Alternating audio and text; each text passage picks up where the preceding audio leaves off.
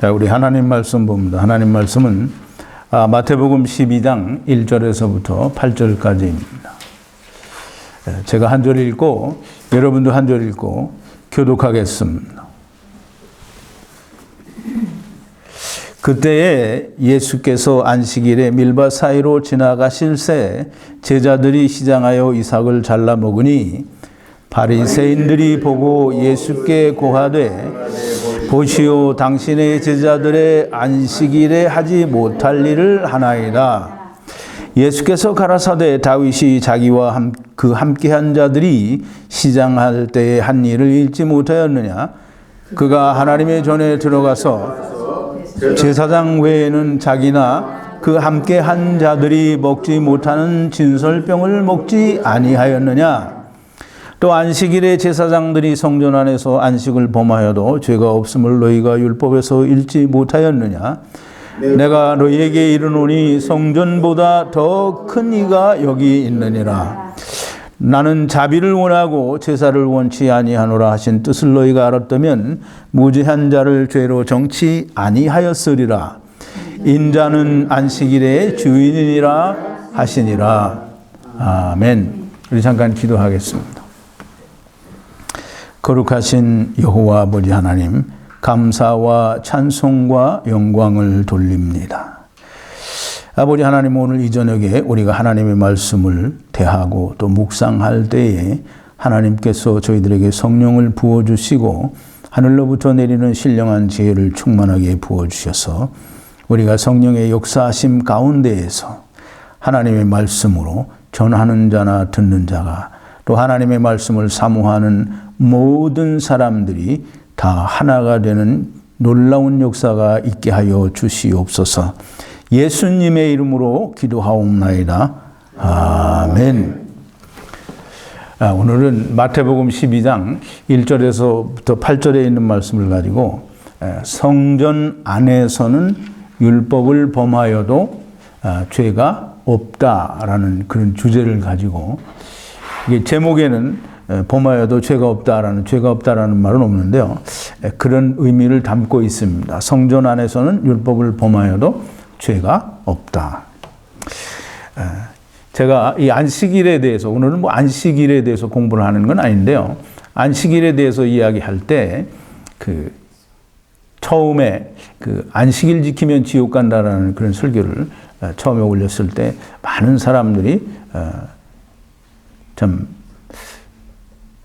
엄청나게 댓글을 달고 또 욕을 하고 또 괴상한 소리를 하고 그랬습니다. 근데 어떤 여자 목사라고 하는 사람이 지옥 간다고 하는 어마무시한 말을 그게 너무 쉽게 한다라고 얘기를 하면서 안식일을 구원과 연관시키는 것은 좀 아니지 않느냐.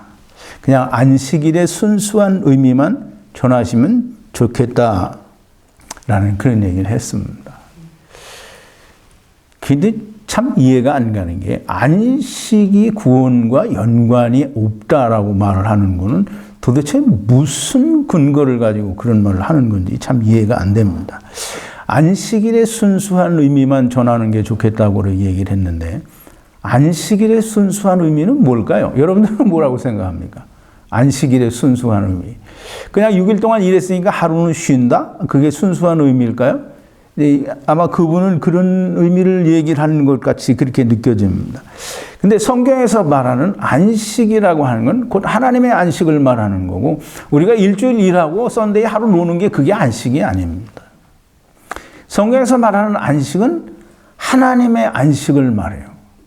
이제 하나님의 안식을 말하는데, 프린트에는 제가 다 프린트를 하지 않았는데요. 히브리서 4장 1절부터 10절에 있는 내용을 잘 읽어보면 이 안식이 하나님의 안식을 말하고 있는 것이며, 그 안식은 곧 구원에 관하여 말하는 것인 것을 우리가 알 수 있습니다. 이제 우선 설교 관련 성구 1번에 보면 제가 히브리서 4장 일부만 프린트를 했는데요. 그러므로 우리는 두려워할지니 그의 안식에 들어갈 약속이 남아있을지라도 너희 중에 혹 미치지 못할 자가 있을까 함이라. 저희와 같이 우리도 복음 전함을 받은 자이나 그러나 들은 바 말씀이 저에게 육되지 못한 것은 듣는 자가 믿음을 화합지 아니함이라. 이 말은 무슨 말이냐면 이스라엘이 하나님께로부터 가나안 땅을 주겠다고 하는 약속을 받았음에도 불구하고 그 약속을 믿지 않았기 때문에 그 가나안 땅에 들어가지 못하였고, 또 이 가나안 땅에 들어간 이스라엘 백성들이 여호수아가 가나안 땅을 준 것이 참 안식이었다면 하나님께서 나중에 또 다른 안식에 대해서 말씀하시지 않았을 거라는 거예요. 그러므로 우리가 들어가야 할 안식이 다시 따로 있다는 거예요. 이스라엘이 가나안 땅에 들어간 것은 참 안식이 아니라는 거예요.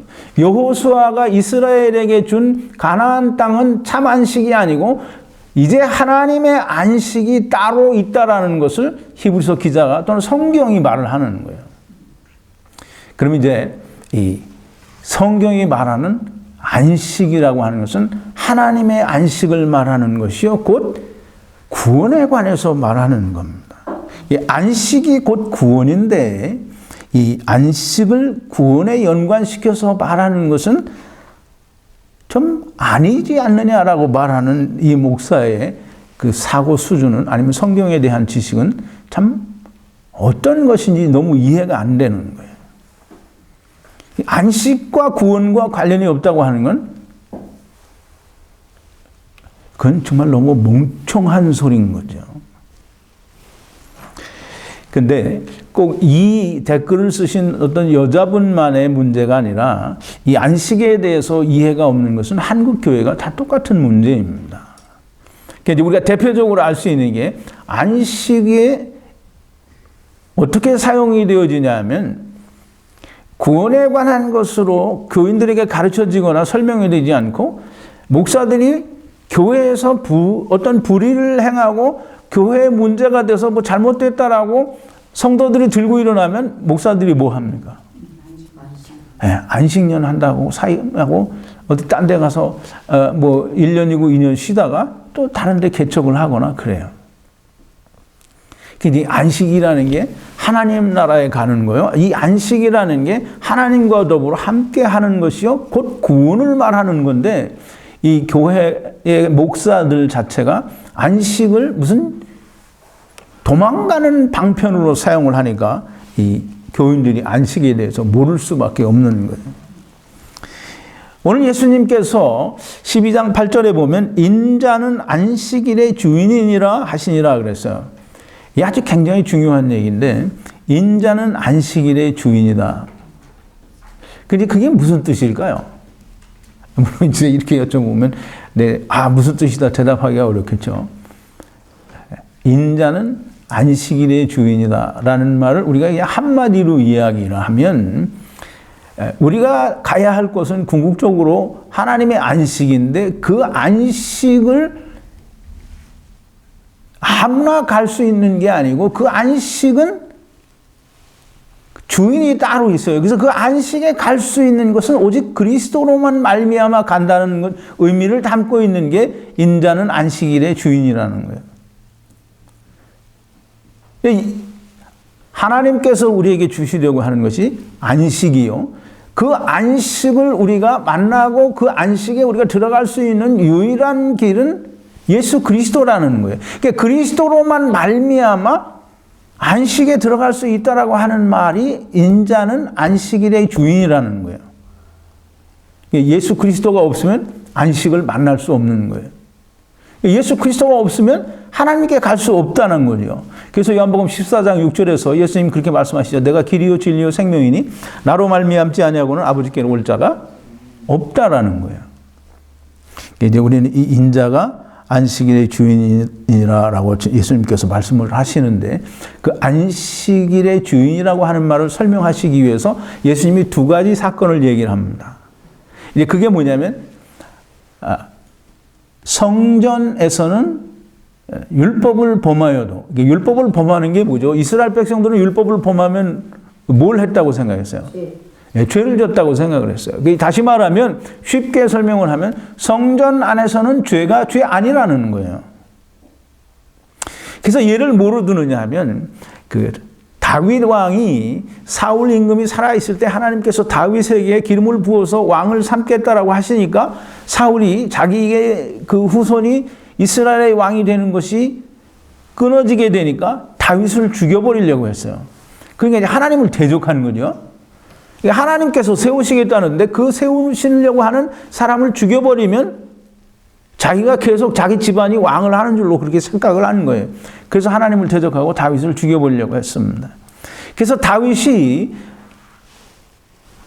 사울을 위해서 얼마나 큰 일을 했고 얼마나 그 일을 많이 했는데 죽이려고 하니까 이게 다윗이 미친 척을 하고 도망을 다니기도 하고 그랬어요. 근데 이제 한 번은 도망가던 길에 노비라고 하는 지역에 도달했는데 거기에 성막이 있었어요.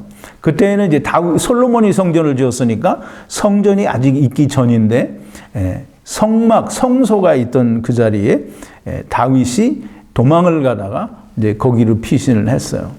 근데 그때에 3일을 굶고 이 도망을 다니다가 거기에 들어갔으므로 배가 고파서 뭔가를 먹어야 되겠는데 이 제사장에게 뭐 먹을 게 없냐라고 부탁을 하고 제사장은 진설병으로 올려놨던 성막에 성소에는 성전에도 그렇지만 항상 그 진설병 그러니까 떡 12덩어리를 만들어서 두 줄로 나란히 항상 진설을 해놨더랬어요. 그게 이제 하나님의 말씀을 상징을 하고 그것이 그 떡을 안식일에 바꿔요. 근데 그 바꾼 떡을, 그러니까 물려낸 떡은 아무나 먹는 게 아니에요. 그건 반드시 제사장만 먹게 돼 있어요. 그래서 다윗이나 다윗 아닌 그 어떤 사람도 제사장이 아니면 그걸 먹을 수 없게 돼 있었는 거예요. 그런데 이제 오늘 읽은 그 본문에 보면 그러죠. 예수께서 가라사대 3절인데요. 다윗이 자기와 그 함께 한 자들이 시장할 때 한 일을 읽지 못하였느냐. 그가 하나님의 전에 이게 성소에 들어가서 제사장 외에는 자기나 그 함께 한 자들이 먹지 못하는 진설병을 먹지 아니하였느냐. 그 이제 성소에서 다윗과 그 다윗의 일행들이 제사장만 먹게 되어 있는 율법으로 규정이 되어 있는 진설병을 다윗과 그 일행이 먹었어요. 근데 다윗이 죽었어요? 안 죽었어요? 안 죽었어요. 그리고 또 율법 안에 제사장이 안식일에 성전에서 일을 해도 제사장은 죽지를 않게 되어 있어요. 그게 법으로 그렇게 되어 있는 거예요. 한번 우리 찾아보죠. 출애굽기 20장 9절 10절인데요. 그거는 이제 안식이라고 하는 얘기인데, 레위기 24장 8절인데, 24장.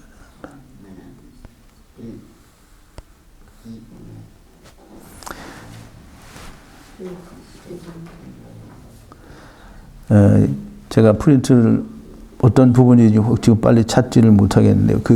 어쨌든 제사장들이 떡을 물리고 또 떡을 새로 올리는 일과 그리고 제사를 지낼 때에 그 염소나 양을 잡는 일을 제사장들이 그 성소에서 했어요. 그러니까 그 일을 하게 되어 있는 거예요. 근데 안식일인데 일을 하면 안 되는 거잖아요. 그런데 제사장이 성전 안에서 안식을 범하여도 죄가 없다라고 예수님이 말씀하시는 거예요. 다윗의 예를 들어서도 얘기하고 율법 안에 있는 율법에서 성전에서는 안식일에 안식을 범하여도 이 안식일을 범했다라는 게 곧 안식을 범했다라는 얘기인데 그렇게 해도 제사장에게 죄가 없다는 거예요. 근데 이제 여기서 굉장히 중요한 게 성전 안에서라는 말이에요. 굉장히 중요한 말이에요. 여러분들이 꼭 그걸 이해를 해야 돼요. 그래서 이제 인자는 안식일의 주인이라 하신 말씀과 이 성전 안에서는 율법을 범하여도 죄가 없다라는 말과 무슨 상관이 있느냐. 얼핏 들어보면 상관이 없는 것 같기도 해요. 그런데 절대적인 상관이 있는 거예요. 이제 이 예수님께서 다윗의 얘기를 얘기하고 제사장이 성전 안에서 안식을 범하여도 죄가 없다라고 하는 얘기를 하시면서 예수님이 뭐라고 하시냐면 마태복음 12장 6절인데요. 뭐라고 하시죠? 내가 너희에게 이르노니 성전보다 더 큰 이가 여기 있느니라 그랬어요. 성전보다 더 큰 이가 여기 있다라고 하는 말은 지금 성전, 물론 이제 구약에서 성전이라고 하면 솔로몬 성전을 다 성전이라고 하죠. 근데 그 성전을 솔로몬이 짓기 전에도 이 성막이나 성소를 그냥 다 성전이라고 불렀어요. 지금 오늘 읽은 예수님도 그걸 그냥 성전이라고 얘기를 했죠. 마태가 기록을 하기를 예수님께서 성전에서 다윗과 그 일행이, 그 사람들이 제사장 이외에는 먹을 수 없는 진설병을 먹었다는 얘기를 듣지 못했느냐라고 물어봅니다. 이제 성전 안에서라는 말이 굉장히 중요한 말인데요. 이 말을 좀 쉬운 말로 설명을 하면 이 성전보다 더 큰 이가 여기 있다라고 말하는데, 이 말은 뭐냐면 성전은 그림자고 나는 참 성전이라는 말이에요. 무슨 말인지 알겠죠? 우리가 이렇게 듣고 이해를 하면 너무 쉬운 말인데 사람들은 이걸 찾지도 못하고 이해를 못하는 거예요. 성전보다 더 큰 이가 여기 있다라는 것은 너희가 받은 성전은 그림자고, 즉 성막이나 성소나 솔로몬이 지은 성전은 그림자고 나는 참 성전이니까 내가 실제요 그것은 다 그림자라는 말씀을 하고 계시는 거예요. 그래서 내가 성전보다 더 큰 이가 여기 있다라고 말씀을 하시는 거예요. 자, 이제 요한복음 2장에 보면 예수님이 성전에서 장사하는 사람들을 다 내쫓고 얘기하시죠. 너희가 이 성전을 헐라 내가 3일 동안에 일으켜 세우리라 그랬어요. 그때 사람들이 이 성전이 46년 동안 지어졌거늘 네가 어떻게 3일 만에 일으키느냐 세우느냐라고 얘기를 하죠. 그런데 예수님께서는 그 성전을 말하는 게 아니고 몸된 자기 성전, 자기 몸을, 성전된 자기 몸을 얘기했다라고 얘기를 하는 거죠. 예수님이 스스로 성전이시다는 말이에요. 왜 성전이에요? 하나님이 예수님 안에 항상 계시기 때문이에요. 그래서 이 하나님이 성전이시기 때문에 예수님이 하나님께 좀 이따 설명을 드릴 텐데, 성전을 하나님께서 주신 이유는 내가 너희로 성전을 삼고 너희와 함께 거하겠다라고 하는 그런 약속을 주시는 것이 성전을 주신 거예요. 자, 이제 이 성전 안에서 율법을 범하여도 죄가 없다 또는 죄가 아니다라는 이 말을 여러분들은 이제 지금쯤은 이해를 할 수 있을 것 같은데 그게 무슨 말인 것 같아요? 성전 안에서는 율법을 범하여도 죄가 없다. 그게 다른 말로 하면 무슨 말인 것 같아요? 성전은 누구가 성전이죠? 예수 그리스도. 성전 안에서는 율법을 범하여도 죄가 없다는 거예요. 그럼 예수 그리스도 안에서는 똑같은 거예요. 예수 그리스도 안에서는 율법을 범하여도, 즉 죄가 드러나도 죄가 아니라는 거예요. 그래서 로마서 8장 1절에 뭐라고 했죠? 그러므로 이제 예수 그리스도 안에 있는 자에게는 결코 정죄함이 없다는 거예요. 그게 성전 안에서는 율법을 범하여도 죄가 없다라는 거예요. 그것이 다윗과 그 일행이 성전 안에서, 성소 안에서 제사장만 먹을 수 있는, 다른 사람이 먹으면 반드시 죽임을 당할 수밖에 없는 그런 일을 행하였음에도 불구하고 죽지 않았다라는 거예요. 성전 안에, 즉 그리스도 안에서는 율법을 범하여도, 즉 죄가 드러나도 그 죄를 정죄하지 않는다는 거예요. 왜? 예수님이 다 가져가셨기 때문이에요. 자, 이제 보세요. 우리가 좀 이 로마서 4장 15절에 보면 또 그런 말씀이 있는데요. 프린트 7번인데요. 율법은 진노를 이루게 하나니 율법이 없는 곳에는 범함도 없다. 그럼 율법이 없는 곳은 어디예요? 그리스도.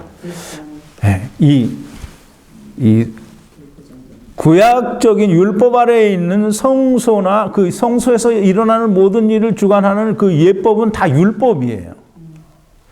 근데 그 안에서는 율법을 범하는 게 문제가 될 수 있어요. 그런데 예수 그리스도는 율법을 다 이루시고 나서 예수님께서 모든 것을 다 성취하셨기 때문에 이 참 성전된 예수 그리스도 안에서는 율법이 없는 거예요.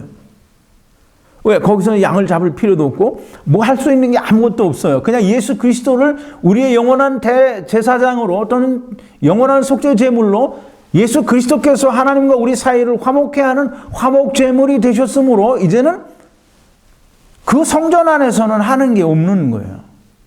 그러니까 범할 게 없는 거예요. 이 예수 그리스도 안에 이제 우리가 갈라디아서에서도 공부를 했죠. 갈라디아서 4장 4절과 5절에 때가 차면 하나님께서 자기 아들을 여자에게서 나게 하시고 율법 아래 나게 하신 것은 율법 아래에 있는 자들을 속량하기 위해서 그렇게 오셨다는 거예요.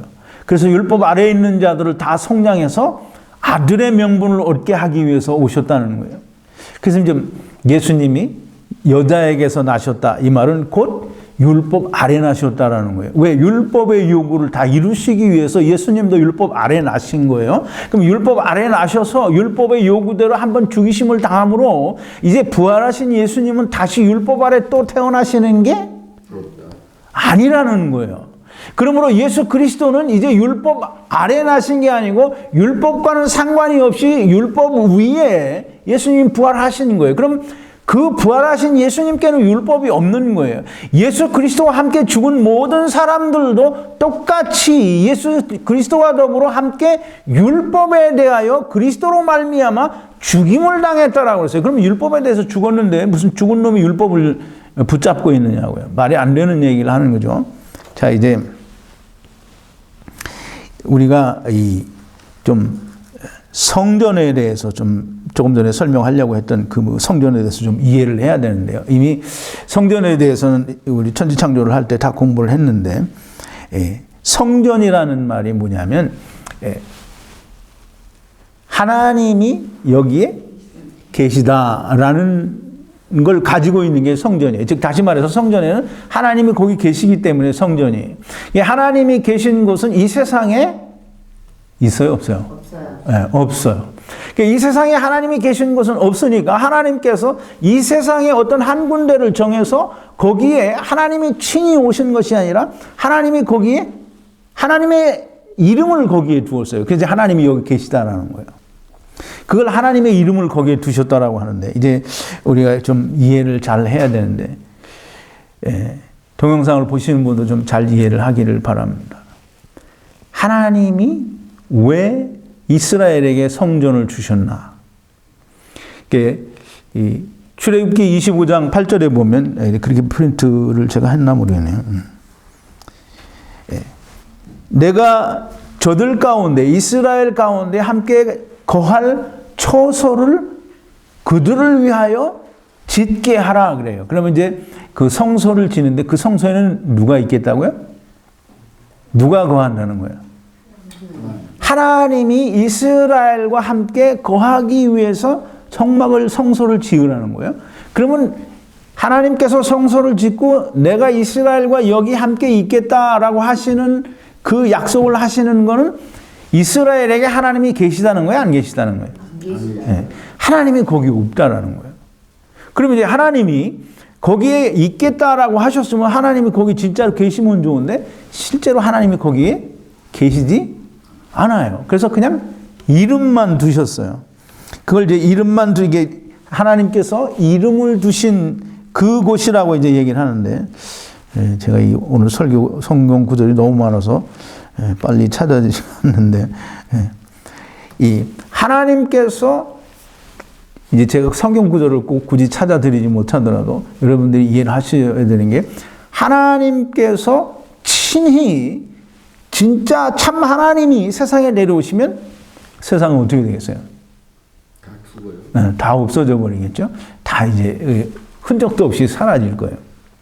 그러니까 이제 그걸 우리가 어떻게 알 수 있느냐면 이스라엘이 애굽에서 나와가지고 시내산에 있을 때 하나님이 모세를 시켜서 이스라엘 백성들에게 정결의식을 행하고 그리고 그들을 데리고 하나님 앞에 나오라 그랬어요.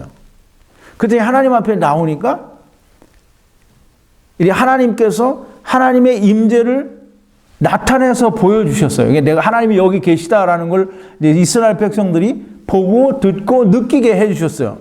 그럴 때 이스라엘 백성들이 어떻게 생각했냐면 곧 죽을 것 같은 거예요. 왜? 왜 죽을 것 같았을까요? 이스라엘은 죄인이고 하나님은 죄를 용납하실 수 없는 분이에요. 그러니까 이스라엘과 하나님이 만나는데 이스라엘 백성들은 하나님께서 그냥 거기에 계시다고 하는 임재만을 나타내셨는데 이 사람들이 다 죽을 것 같으니까 모세에게 뭐라 그러냐면 하나님께서 우리에게 직접 말씀하시게 하지 말고 당신이 하나님께 말씀을 받아서 우리에게 전해달라. 그래서 하나님이 그 음성을 듣고 저들의 말이 옳도다 하고 모세와 같은 선지자를 그들 중에 그들의 형제 가운데서 하나를 세운다라고 하고 그 선지자를 예수 그리스도라고 이제 신명기 18장에서 얘기를 하는 거예요. 근데 그래서 이스라엘 사람들은 그 선지자다라고 하면 그게 다 메시아인 줄 알고 있는 거예요. 그럼 이제 우리 시편 5편 4절에 보면 이게 프린트 되어 있는데요.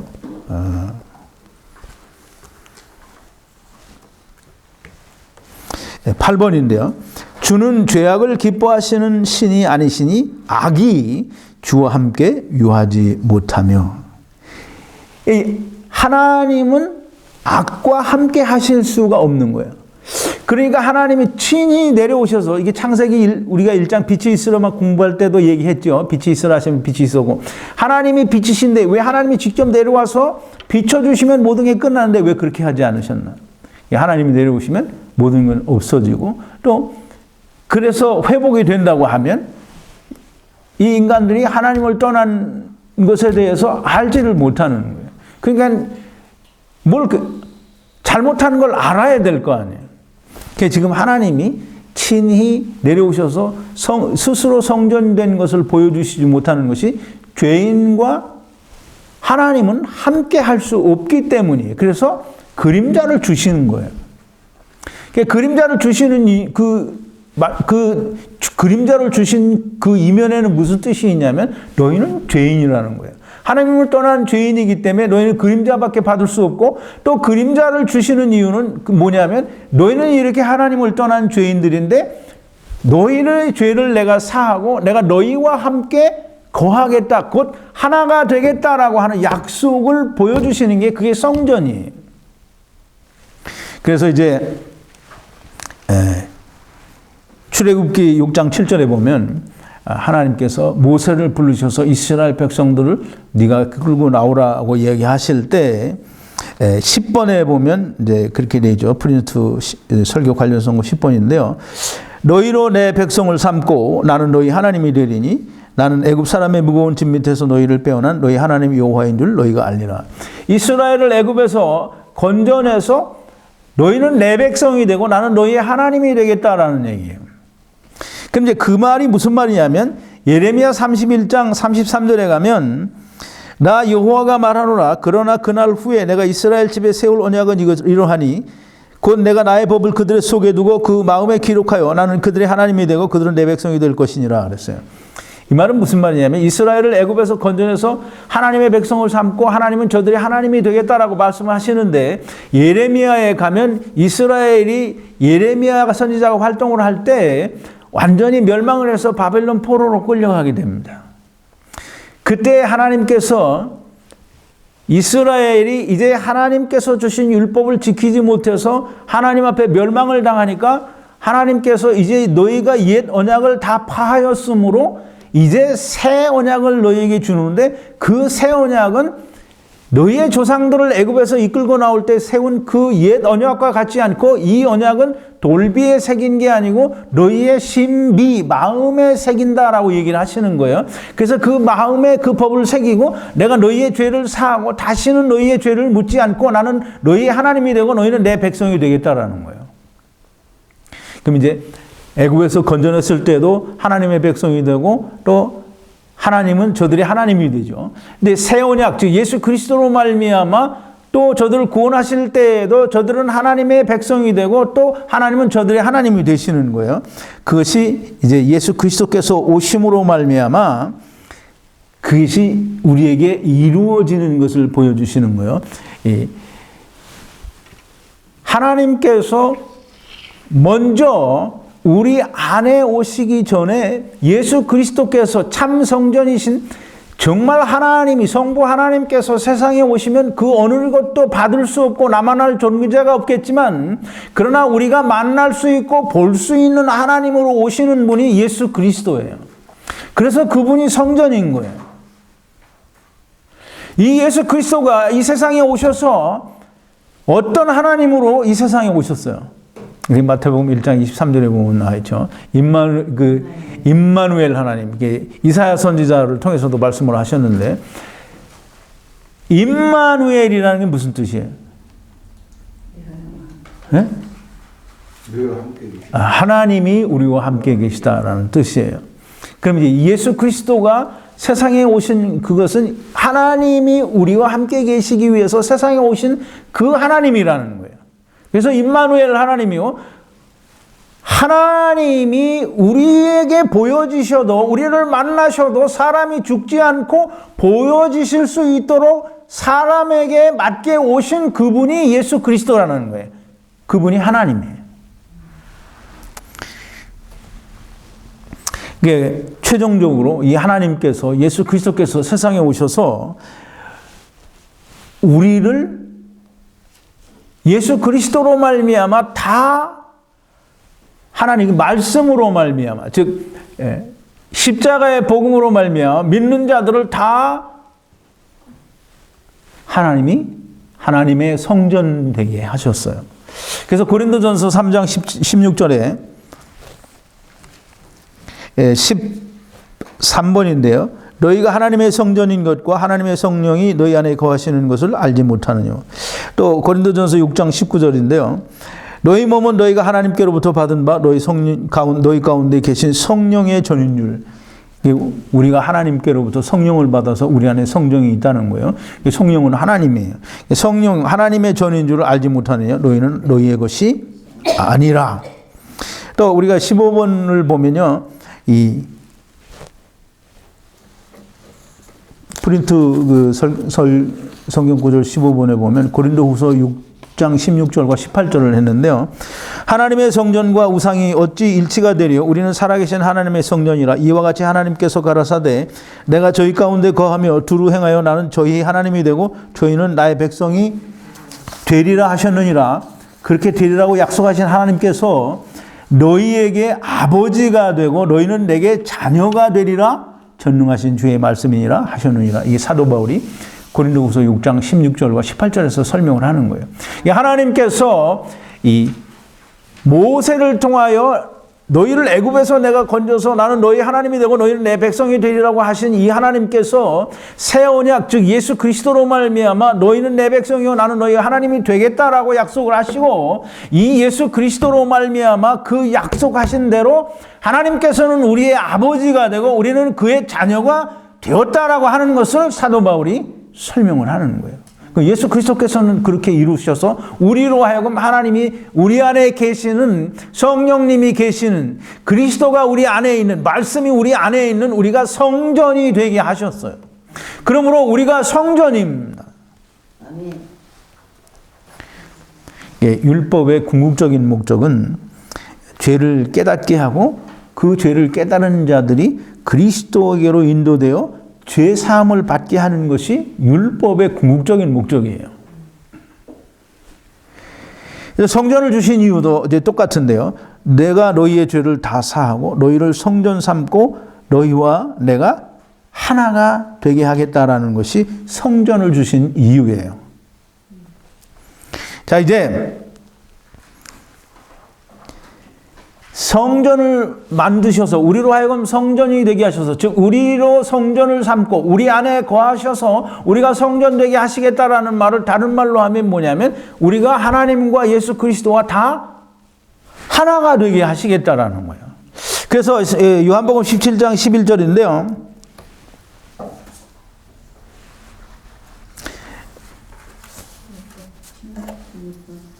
16번이죠.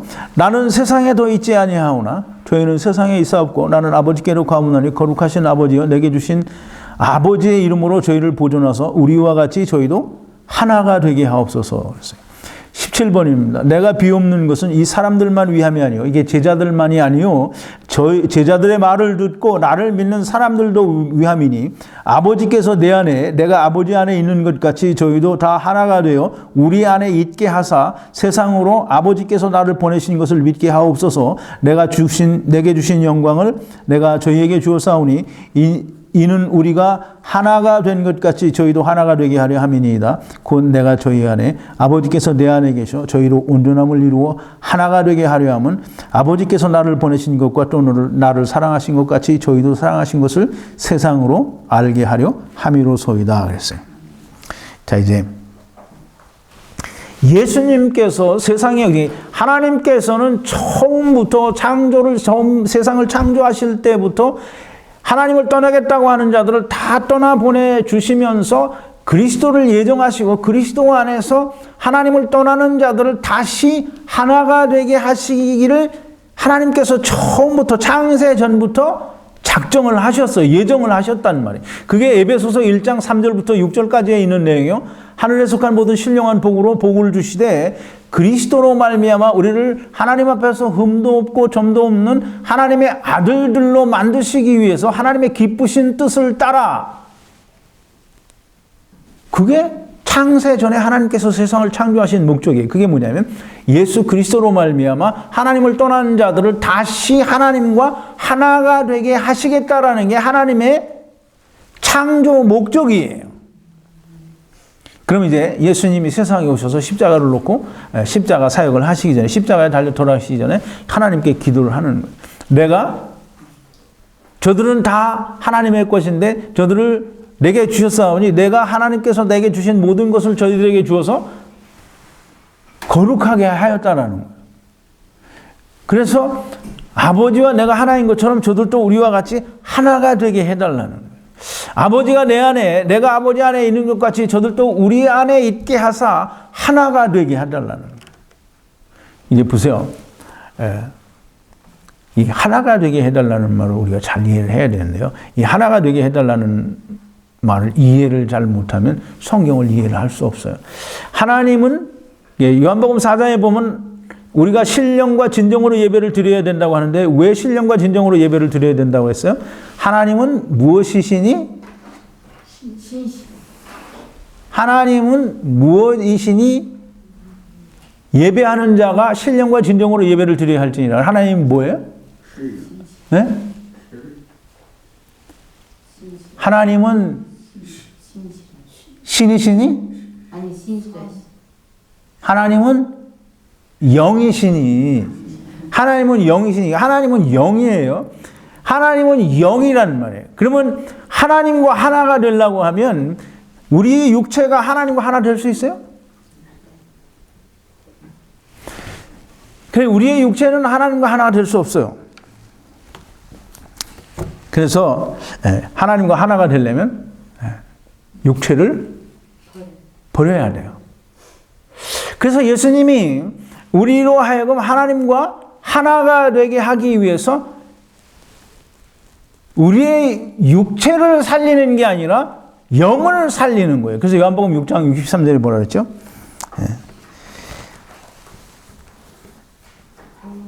19번인데요. 살리는 것은 영이니 육은 무익하니라. 내가 너희에게 이른 말이요. 말이 영이요 생명이라 그랬어요. 살리는 것은 영이니. 그러니까 이 영이 도로 하나님께 가야 그 영이 하나님께서 준비하신 하나님의 영원한 처소를 다시 덧입게 되고 그것을 덧입는 것이 하나님과 다시 하나가 되는 유일한 길이에요. 그래서 우리 고린도전서 15장 51절에 보면 우리 육체가 하나님과 만나기 위해서는 그냥 육신을 가지고 갈 수 없어요. 그래서 어떻게 해요? 홀연히 변화되리니 그랬어요. 홀연히 변화가 된다는 말은 우리의 육체를 그냥 가지고 간다는 말이 아니에요. 변화가 되면 옛 것은 버린 거예요, 그게. 그래서 하나님과 하나가 되려고 하면 우리가 변화되거나 육체를 버리거나 우리가 영이 살아나야만 우리가 하나님과 하나가 될 수 있는 거예요.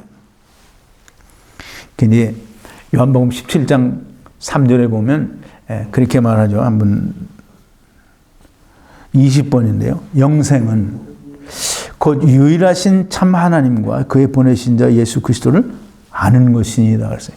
많은 사람들이 이 설교를 가지고 예수 그리스도를 알고 하나님을 아는 것에 대해서 어떻게 설교하는지 잘 모르겠지만 여기서 안다라는 헬라어 말은 기네스코라는 말인데 그 히브리어 말 야다를 번역하는 게 기네스코예요. 근데 이 야다라는 말은 제가 창세기를 공부할 때 얘기를 했어요. 야다는 안다라는 그런 뜻인데 안다라는 그 뜻은 무엇이냐면 남자가 여자를 안다 또는 여자가 남자를 안다 그런 안다예요. 그래서 창세기 4장 1절에 보면 아담이 하와와 동침하매라는 그 우리말로는 동침하매라고 되어 있는데 그게 히브리 말로는 아담이 하와를 야다하매라는 뜻이에요. 그러니까 아담이 하와를 아니까 그게 이게 동침했다라는 뜻이에요. 그래서 야다라는 말을 안다라는 말은 그냥 우리가 뭘 듣고 또는 보고 배워서 아는 그런 아는 게 아니에요. 남녀가 동침하는 것처럼 하나가 되어서 아는 걸 말하는 거예요. 즉 다시 말해서 영생은 하나님과 그 아들 예수 그리스도를 아는 것이 영생이라는 거예요. 그거는 예수님과 하나님을 지식적으로 아는 게 영생이 아니에요. 하나님과 예수 그리스도와 하나가 되는 것이 즉 야다하는 것이 기네스코 하는 것이 영생이라는 거예요. 하나님과 하나가 되지 않으면 영생이 있을 수가 없어요. 우리의 육체는 하나님과 하나가 될 수가 없어요.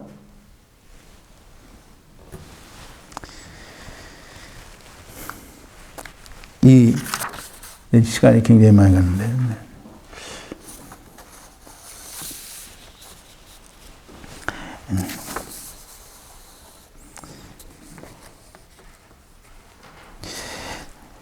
첫 언약에도 이게 히브리서 9장 1절에 보면 첫 언약에도 섬기는 예법과 세상에 속한 성소가 있더라 그랬어요. 그러면 이제 첫 언약이라는 말은 시내산에서 이스라엘이 받은 율법을 말하는데요. 이 율법에도 예법과 세상에 속한 성소가 있다는 거예요. 이 성전과 율법은 그림자예요. 히브리서 10장 1절에 보면 율법은 장차 오는 좋은 일의 그림자요 참 형상이 아니므로 해마다 드리는 바와 같은 제사로는 나오는 자들을 언제든지 온전케 할 수 없느니라 했어요. 그럼 이제 이 율법과 율법에 나타난 그 성소는 그림자라는 거예요.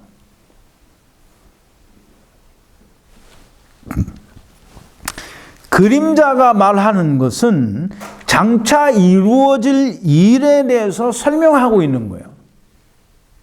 그림자는 장차 일어날 어떠한 참 형상에 대해서 미리 그림자 모형으로 보여주는 거예요. 그래서 그 율법은 그 그림자이고 참 형상은 예수 그리스도라는 거예요. 즉 예수 그리스도로 말미암아 성전이 되는 그것이 참 형상이라는 거죠. 예수 그리스도로 말미암아 십자가에서 예수님이 세상 죄와 사람의 모든 죄와 해방을 다 가지고 가는 것이 그게 율법에 나타난 대속죄사의 참 형상이라는 거예요. 율법으로 보여주는 즉 그림자 안에 있는 성막, 성소, 성전 안에서 율법을 범하고 거기서 죄라고 하는 것이 드러나도 죄로 여기지 않고 그것을 정죄하지 않는데 이제 그림자가 아닌 참 형상으로 말미암아 우리가 그 참 형상과 하나가 되어서 우리도 성전이 된 사람들이 그림자에서 정죄하지 않는 것을 참 형상 안에서 정죄를 하면 그건 이미 복음이 아닐 수밖에 없는 거예요. 그러면 이제 예수 그리스도 안에서 내가 성전이 되었는데 죄가 죄되면 나는 성전이 더 이상 아닌 거예요. 이게 유대인들이 오늘 본문에서 보면 이제 안식일 날 이삭 잘라 먹었다고 이제 하나님께 예수님의 제자들을 이제 예수님께 제자들을 이제 고발하는 거죠. 근데 이제 예수님께서는 안식일의 주인이 이 인자다라는 말씀을 하시는 거예요. 근데 안식과 구원과는 상관이 없다라고 말하는 사람은 이 말이 무슨 말인지 죽었다 깨어나도 이해를 할 수 없을 거예요. 인자가 안식일의 주인이라. 이 말씀은 아까 말씀을 드린 대로 안식은 이 예수 그리스도로만 말미암아 안식을, 즉 어떤 안식이냐, 하나님의 안식이지 6일 동안 일하다가 하루 쉬는, 목사들이 범죄하고 나서 도망가기 위해서 안식하는 그런 안식이 아니라 하나님의 온전한 안식에 이룰 수 있다라고 하는 것이 안식일의 주인은 인자라고 하는 거예요. 즉 예수 그리스도로 말미암아 하나님의 궁극적인 안식에 들어갈 수 있다라고 하는 그것이, 이게 세상에, 하나님께서 세상을 창조하신 목적이 하나님을 떠난 자들에게 뭘 주기 위해서? 안식을 주기 위해서. 생명을 주기, 이제 다른 말로 표현할 수 있죠. 생명을 주기 위해서, 또 하나님과 다시 하나가 되기 위해서, 많은 말로 표현할 수 있지만 그것이 궁극적으로 뭐냐면 안식이에요. 무슨 안식? 하나님의 안식이에요. 목사들이 도망가는 안식이 아니고, 일주일 일하고 하루 쉬는 안식이 아니고, 하나님의 안식을 주겠다라는 거예요. 그 하나님의 안식은 오직 예수 그리스도로만 말미암아 그 안식에 우리가 들어가는 것이요, 예수 그리스도로 말미암아 우리는 이미 안식에 들어가 있는 자들이라는 거예요.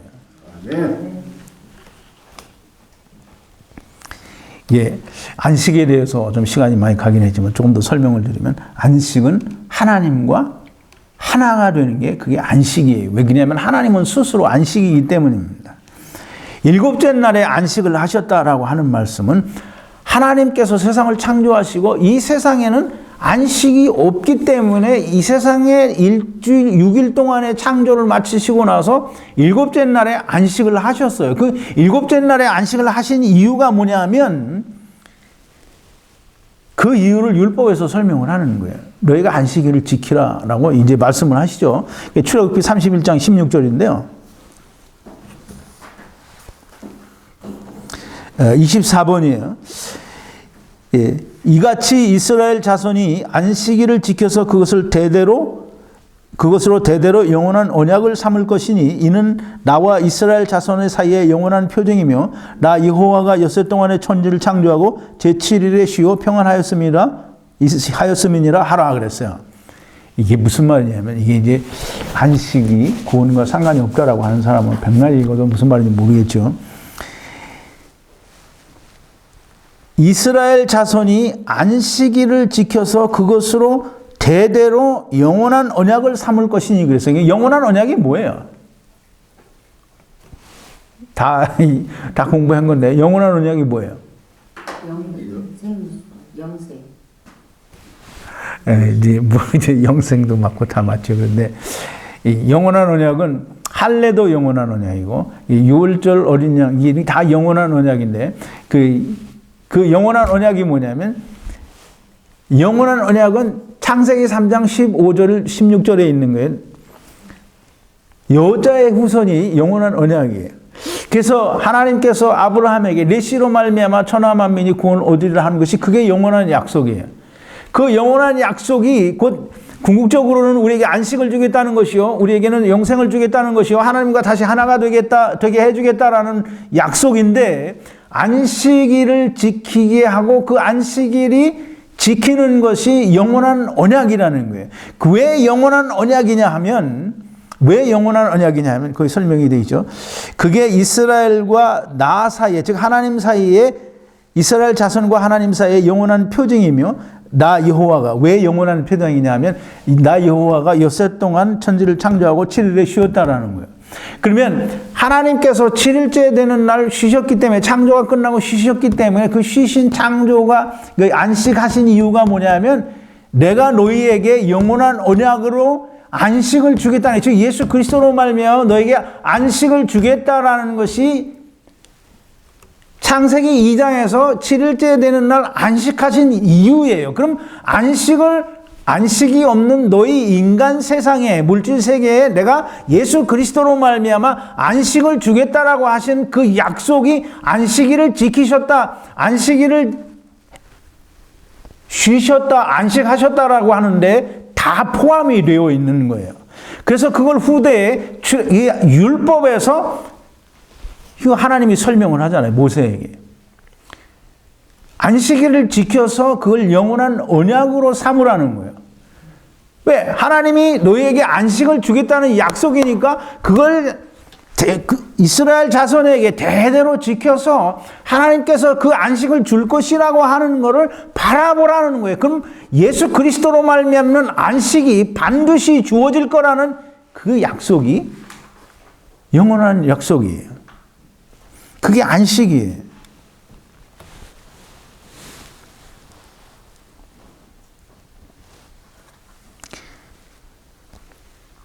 아까 말씀을 드린 대로 우리 인생들은 육체를 가지고, 그래서 하나님은 땅의 것을 받을 수 없다라고 하는 거예요. 우리 육체를 가지고 하나님과 하나가 될 수 없어요.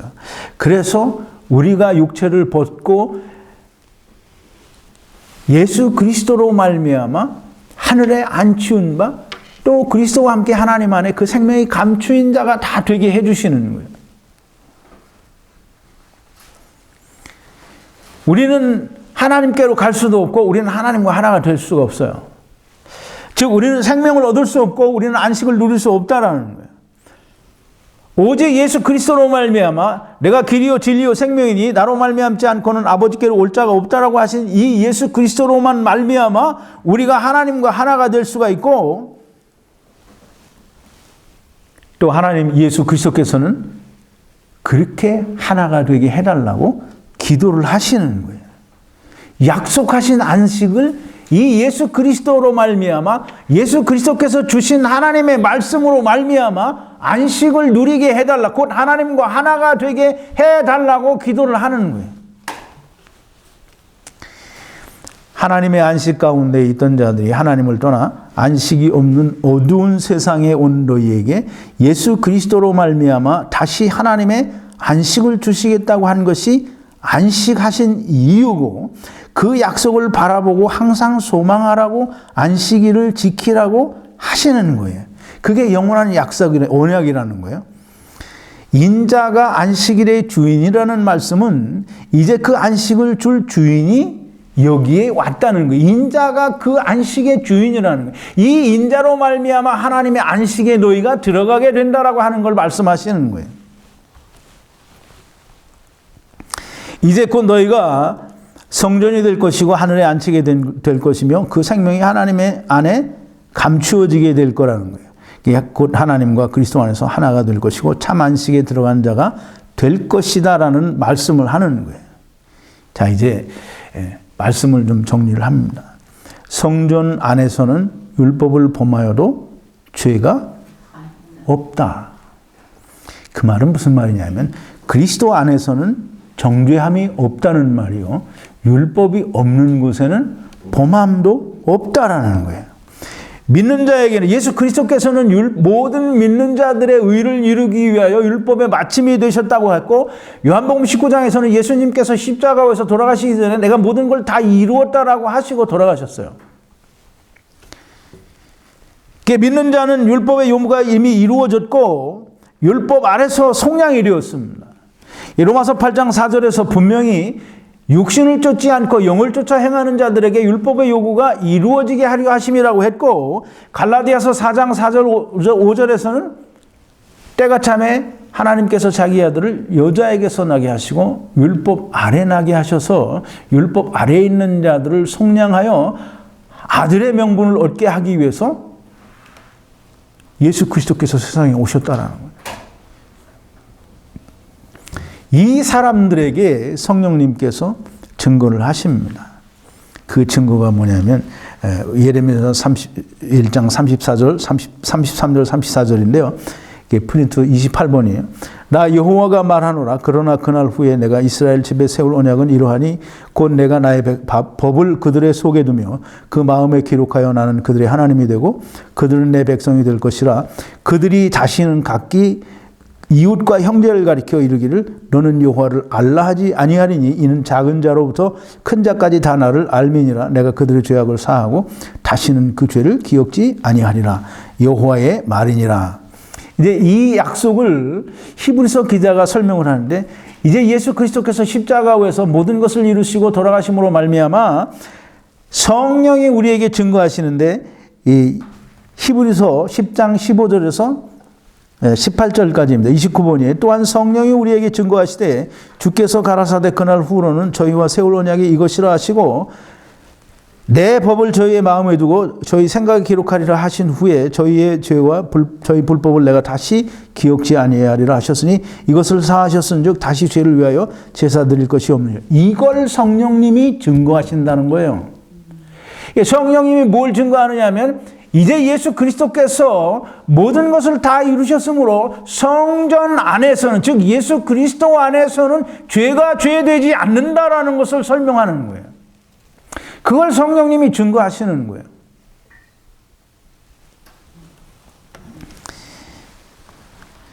율법을 온전하게 이루신 그리스도 안에는, 이 그리스도는 율법 아래에 있지도 않고 이 성전 안에는 율법이 존재하지 않아요. 율법이 없는 곳에는 범함도 없다라고 했습니다. 제가 동영상을 듣는 모든 분들이나 여러분들에게 꼭 마지막으로 말씀을 드리고 싶은 게 있습니다. 사도 베드로는 세례에 대해서 이렇게 말했어요. 물은 예수 그리스도의 부활하심으로 말미암아 이제 너희를 구원하는 편이 곧 세례라. 육체의 더러운 것을 제하여 버림이 아니요 오직 선한 영심이 하나님을 향하여 찾아가는 것이라. 베드로전서 3장 21절에 이렇게 사도 베드로는 설명을 했습니다. 우리가 항상 우리 스스로를 바라보고 나를 생각할 때 내가 더러운 걸 보고 자꾸 하나님께서 우리를 위해서 이루신 그것을 부정하는 거예요. 베드로는 분명하고 명확하게 얘기합니다. 우리 더러운 것을 제하여 버리는 게 아니라 선한 양심으로 하나님을 향하여 나가는 거라 그랬어요. 이제 내일 모레 일요일은 하나님께로서 난 자마다 범죄치 아니한다라는 주제를 가지고 우리 공부를 하겠습니다. 오늘 성전 안에서는 율법을 범하여도 죄가 없다. 즉 성전 안에서는 죄가 드러나도 그게 죄 아니라는 거예요. 다시 말하면 예수 그리스도 안에서는 정죄함이 없고 예수 그리스도 안에서는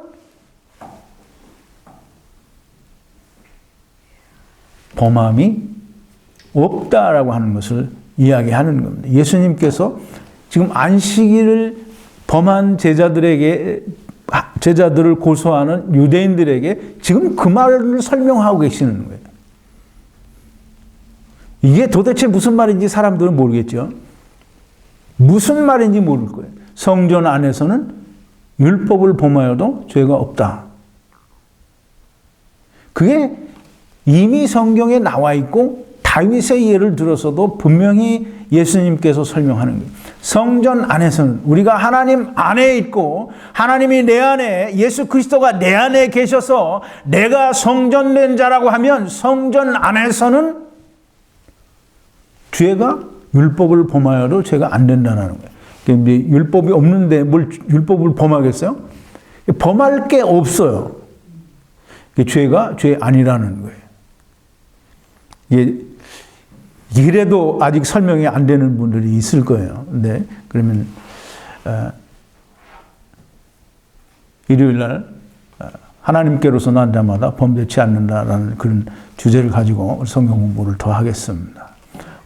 기도하시겠습니다. 거룩하신 여호와 아버지 하나님, 감사와 찬송과 영광을 돌립니다. 오늘도 하나님의 그 두렵고 떨리는 말씀을 우리가 묵상하고 또 깊이 생각해 보았습니다. 하나님 우리에게 지혜를 주시고 하늘로부터 내리는 성령을 충만하게 부어주셔서 하나님의 말씀이 온전히 깨달아지게 하시고 그 말씀으로 말미암아 우리가 생명이 되게 하시고 그 말씀으로 말미암아 우리가 하나님의 안식에 들어가게 하시고 그 말씀으로 말미암아 우리가 하나님과 하나가 되는 놀라운 역사가 있게 하여 주시옵소서. 예수님의 이름으로 기도하옵나이다. 아멘.